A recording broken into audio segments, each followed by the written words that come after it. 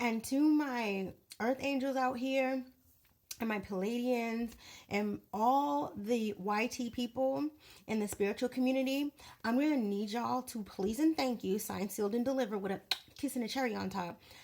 Understand and start to learn. All of you who think you're in the spiritual community and you're figuring stuff out and you're calling yourself ascended mighty like beings of, um, whatever, hybrid beings or whatever you want to call yourself, okay? Some of you are correct and some of you are not. What I need you to learn as you're learning all this other cool stuff about yourself is about colorism. A lot of y'all sit up there and you want to use physical identifiers to identify who is who, if you're a hybrid or not.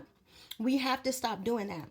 You cannot use physical identifiers to identify like colorism, like Palladians are light skinned with blue eyes and da da da da. That's all tied into racism and colorism. Okay. And you got to understand the experience of the other. And because you haven't done any work on understanding the experience of the other, that's what that theory is about. There's a book on it. Go read it, my friends. All of my YT friends who love me, read that book. In the spiritual community, read that book. You guys got to stop saying, oh, you can tell somebody is from this galaxy and this hybrid, and if they're this, or if they're earthling or this or that, based on these type of physical features, because some of that stuff, maybe not all of it, but some of it, my dear friends, is rooted in colorism. Okay? Think about how you're excluding black people from being Palladian. There are literally black people who come here. Most black people do not have blue eyes. And most white people, you can find way more white people with blue eyes than you do black eyes. Do you think that by your logic, that means that only white people are Palladian? No, you would be wrong if you thought that. Palladians are being manifested in all types of forms. Atlanteans, Syrians, all name it. Keep on going, right?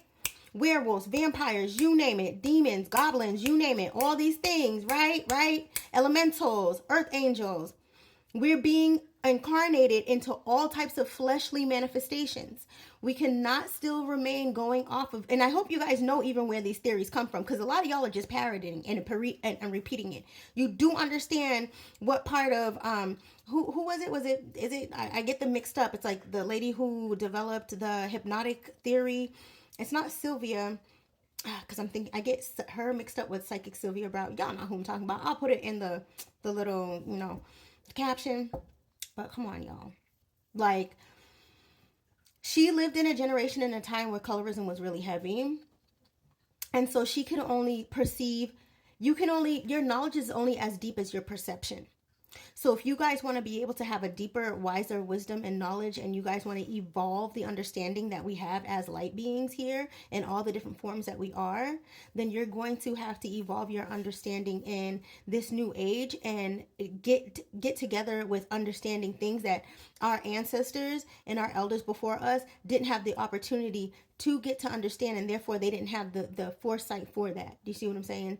They weren't able to see that, okay, Palladians don't have to always have blue eyes and can be here. That was the whole thing with the indigo children. The indigo children theory was very seeped in colorism. Whether it was innocent or not, it was. And it did a lot of harm for a lot of other people to find out and dig into their power. So we got to stop this. Okay, we have to have real understanding and real truth. As we evolve, our understanding should get deeper and wiser and more real and more authentic. Stop the spiritual bypassing. My YT spiritual people, I love you. Be good to yourself and definitely be good to others. And be careful on these internet streets just listening to everybody and anything.